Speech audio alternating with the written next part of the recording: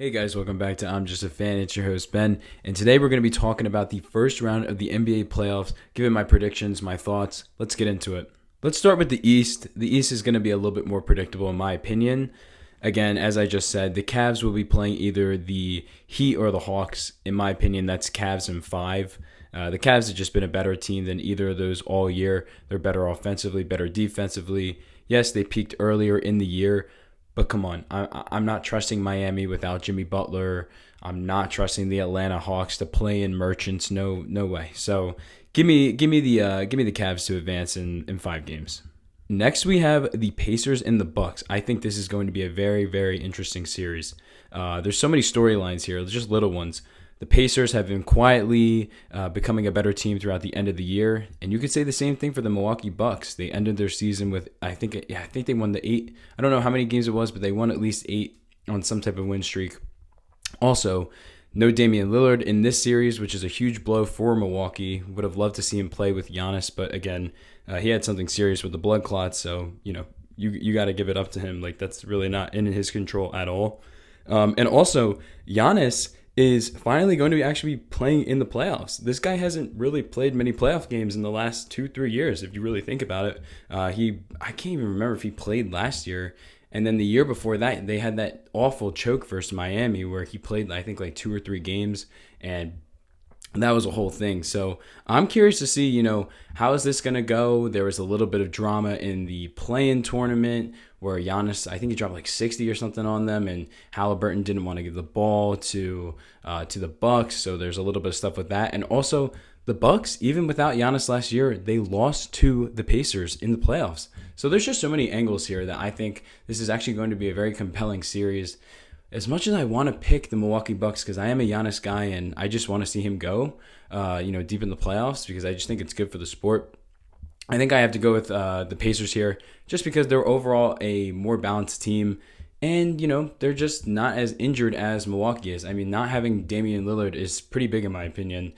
You don't have Chris Middleton anymore as a scorer. Yes, of course, you have Kyle Kuzma, but I don't know. I like the Bucks. But I don't know. My brain's just telling me the Pacers. I think it will be a very compelling series, but give me the Pacers in 7. Next, we have the Knicks playing the Detroit Pistons. Going to be rooting for the Pistons a little bit just because I do have a friend that is a Pistons fan, and Detroit is very hard not to root for. I mean, that city in itself has been through so much, and then their sports teams minus the Lions the last couple of years.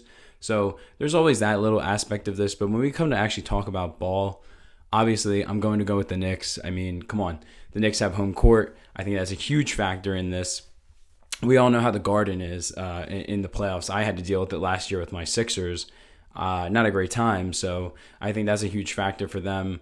This Knicks team's been a little weird for me personally. At times, I've been like, is this really what Knicks fans were thinking they were getting after getting Cat and then trading for Bridges? It's definitely different, and I think there are still some things that need to be worked out with the Knicks. But I'm going to trust the team that's more experienced, the team that's been more battle-tested. This is Cade Cunningham's first playoff series just in general. And again, we've seen Anthony Edwards do stuff like that, ball out, but I don't know. I'm going to trust the Knicks. The Knicks are trying to go all in this year and these next couple years. So I just think there's no way that they lose to the Pistons in the first round. Maybe this is like a 6-game series just because, the Pistons are a scrappy team. And the Knicks, again, they have some of their issues. They're not very good defensively, which is shocking for a Thibodeau team. And just what their identity was built on last year. And they're constantly going to run their starters into the ground. But I just think the Knicks have way more talent than the Pistons. So give me the Knicks. And I would say give me the Knicks in 6. In the last series we have for the East, the number 2 Boston Celtics playing the number 7 Orlando Magic. I'm going to keep this one short. I think the Celtics beat them in 5. Maybe even it's a sweep. It's no disrespect to Orlando. They just are such a team offensively. And again, we're talking about the Boston Celtics, the reigning NBA champions. Yes, I know they've been a little off their game compared to what they were like last year, but come on. I'm going to fade the Boston Celtics against the Orlando Magic in the first round. Come on. No, I'm not going to do a long explanation here. Give me the Celtics in 4, maybe 5. Now we have the West. And this is really what I'm very excited about. I think there are so many crazy matchups in the West, and it's only the first round. So we're going to get this one out of the way. OKC versus either Memphis or Dallas. OKC in 4 or 5. I mean, come on, let's keep it a buck. They potentially have the MVP this year. And come on, Memphis, after they fire their coach, I'm not fearing Memphis. And Dallas, yes, they have some pieces, but come on, it's just not enough. After the Luka trade and Kyrie getting hurt, no, it's just not happening. So give me OKC in 4 or 5 max. Next series, this is a series that I am excited for. So excited for this one. Clippers as a 5th seed go to play Denver, the 4th seed. This one has so many angles to dissect. And let's start with Denver because, again, they are a battle-tested team. They won a championship just 2 years ago. They have the reigning MVP in Nikola Jokic, who might even get another one this year. But they just fired their head coach like a week or two ago, max. And that's where I'm like, how do I feel about this Denver team? They have not been the same team all year. They still did get to 50 wins, though. But at the same time, I'm not in love with their depth compared to the last couple years. I think losing KCP was really big for them personally. I just thought he was such a good fit for that team. Not sure why he left.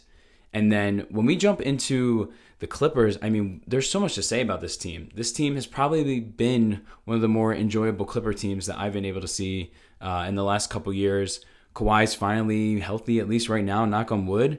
He's playing great ball again. Love seeing him do what he does because I'll never forget that 2019 run from him. He played some great basketball, and I just think, again, the sport is better if Kawhi Leonard is on the floor. James Harden, I mean, again, as a Sixers fan, was I expecting this guy to be doing this after he left the Sixers at this level? No, I was not. So it's good to see Harden balling out. Again, this team has a ton of depth. They have a ton of depth. Zubac, he's really cooking this year. Ty Lue, again, consistently coaching his teams to be very good teams. And when we come to actually making a prediction, I have to go with the Clippers here. And I'm going to go with the Clippers in 7. I think it's going to be a very, very hard-fought series. But the main reasons I'm fading Denver is it's just the fact that you just fired your head coach heading into the playoffs. What does that tell me about your team? What does that tell me about your stability in the organization right now? What does that tell me what's going on in the locker room internally? Why would I want to fade a team why would I want to back a team that just fired their head coach going into the playoffs when the team that they're going against is, again, a very well-built team, a team with depth, a team that has been, I wouldn't say necessarily consistent throughout their core, but a lot of those guys have been there for a bit. Ty Lue's a great coach. The only argument I'd really have for Denver is Nikola Jokic is going to need to put the entire city of Denver, borderline the entire state of Colorado, on his back just to get out of this series. So I got the Clippers in 7. We'll see, but give me the Clips in 7. The next series we have is the number 2 Houston Rockets hosting the number 7 Golden State Warriors. There's a lot to say about this one as well.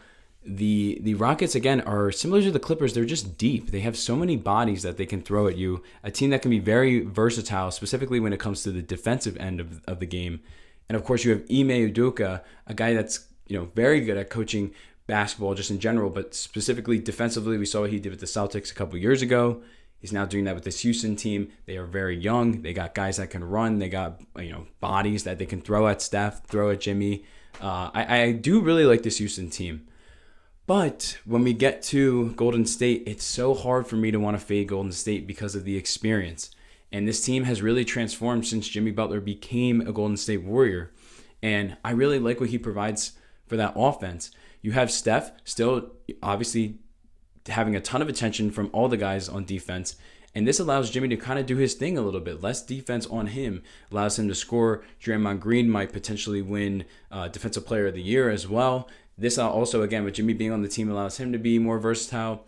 And again, Golden State has some depth as well. So it's a tough one for me on this one because it's really the Young Bucks versus the experienced group. It's really, another way to say it, it's just the Young Bucks are going against the old heads.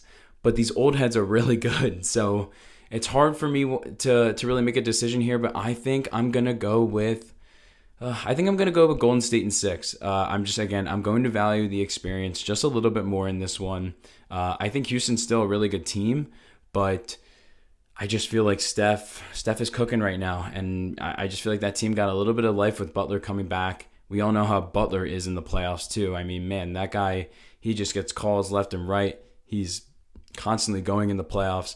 But I am very, very curious to see how will Houston try to defend that team, because they're going to be throwing bodies at Steph. Will Jimmy have to be the guy that's making those shots? Is Steph going to be able to get off that defense? There's so much to consider. Both teams are also great at rebounding. I think it's going to be very, very competitive, but give me Golden State in 6. In the last series we have in the West, which I am also, again, very excited for, the number 3 Lakers are hosting the number 6 Minnesota Timberwolves. And again, there's a lot to say about this. The Lakers are such an interesting team this year, obviously because of the Luka trade. I mean, my entire, thought process on the Lakers prior to that trade was like, is this team even trying to take things seriously? Blah, blah, blah, blah, blah. But then, of course, Mr. Nico Harrison, he's like, you know what, Dallas, we're going to just screw the team over. We're going to help out the Lakers because we don't want a 25, 26-year-old guy playing on our team because he drinks too much, I guess. I don't know. It's kind of weird. I still don't understand it. But this Laker team has a lot of firepower. You have LeBron. You have Luka Doncic. You have guys around him with shooters. You have Reeves, who's been playing phenomenal this year. He's been playing great ball. And they can kind of go small on a lot of teams as well because, again, you have LeBron and Luka majority doing the scoring. I'm not in love with the big men for the Lakers, but as we've seen since the deadline at least, JJ Redick's done a pretty solid job coaching, and they have definitely been a better team defensively, better than what I was expecting, to say the least, from this Laker team, because that was one of my biggest things that I was worried about with the Lakers when they got Luka was, how are they going to be defensively? LeBron is borderline 40, and as much as I do love Luka, and I wouldn't have traded him, he still does obviously need to be a better defender. We saw that, again, in the playoffs, specifically, again, in the finals last year. I mean, the Celtics were attacking him. So there's a lot going for the Lakers, but they have their weaknesses, of course. Then we jump to the Minnesota side, and they've been an interesting team as well. Again, no Cat, which was a very interesting move, but you have DiVincenzo, you have Julius Randle, who's been better for them. He's definitely been a better player, to say the least. You still have Gobert, who can be, again, obviously not much of a scorer, but great rebound and great defense. And then you have the man himself, the Ant-Man. This guy is just phenomenal. I can't wait to watch this guy's career. Like, he is just such an interesting player. He needs to stop hanging out with so many women in his free time. That man's paying $1 million up front for child support, but hey, we don't have to get into that right now. I am excited to see this series. Ant-Man going against LeBron and Luka. He's still got some depth there as well. He's got McDaniels for the three-point shooting, and he's got Naz Reid for the three-point shooting and the defense, who can be a versatile defender.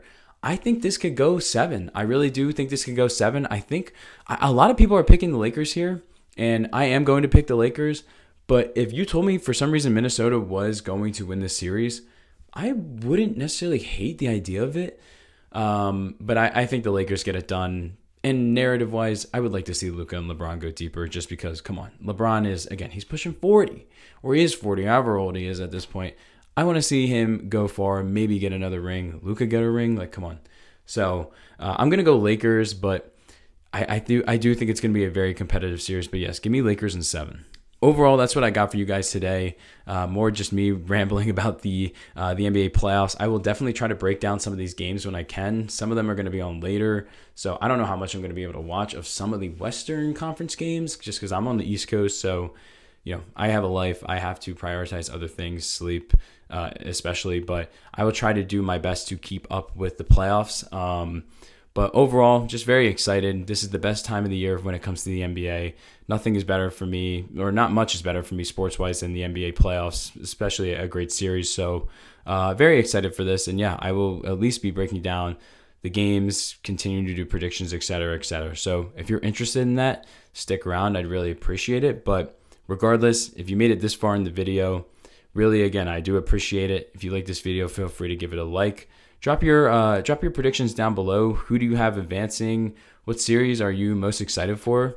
Definitely let me know. Again, I love having those conversations. I will respond. So just drop a comment and I will hit you back.